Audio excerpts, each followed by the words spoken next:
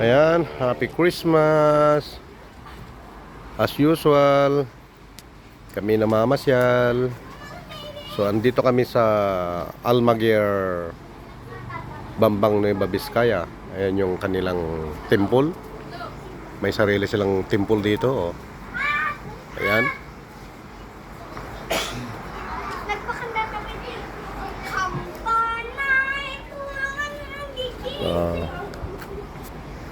Tignan mo, ang gaganda ng malunggay.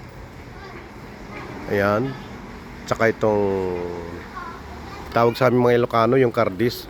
Masarap sa buron ni Dibod to, sa dinengdeng, sarap. Ayan, oh. Pang dinengdeng, napakasarap, malasa.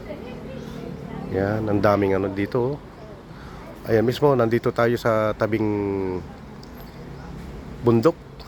Ayan, napakaganda.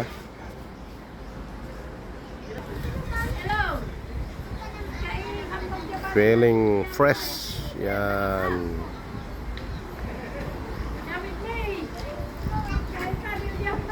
Napaka-preskong tumira dito sa tabi ng bundok. Saka kompleto sila sa tubig. Sa irrigation, walang problema yung mga magbubukid dito dahil kompleto sa tubig. Di tulad sa aming lugar, sa Pangasinan, sa Alaminos, na nag-aantay ka ng saudulan. Dito sobra-sobra, nagpo-flowing pa ang tubig dito. Ayan, no? So makapunta tayo dyan sa paanan ng bundok na yan, napakaganda. Yung mga banda na yan, maraming bahay din dyan. Okay, yung area na yan, yung tinatamnan nila ng mga talong, may mga gulay na sila dyan, no? So wala silang problema kasi nandito lang ang irigasyon, no?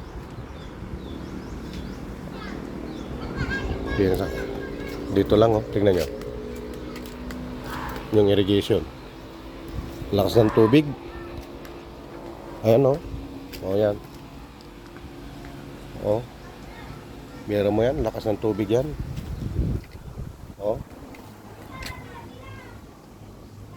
Makaganda. Tignan nyo, ka-farmers, ang ganda ng lugar nila. Ayan, sagana sila sa tubig, flowing water pa yan, mga ka-farmers.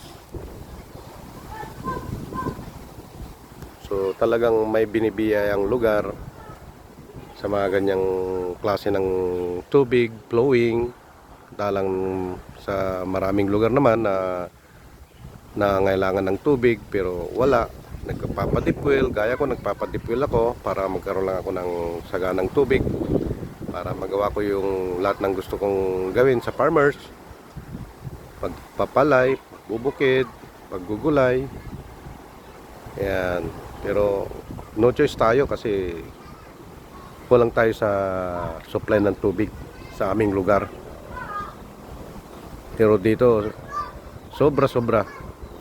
Kaya kahit farmers ka dito, hindi halata, magaganda ang kanilang pamumuhay. Ayan. Mga tamad lang ang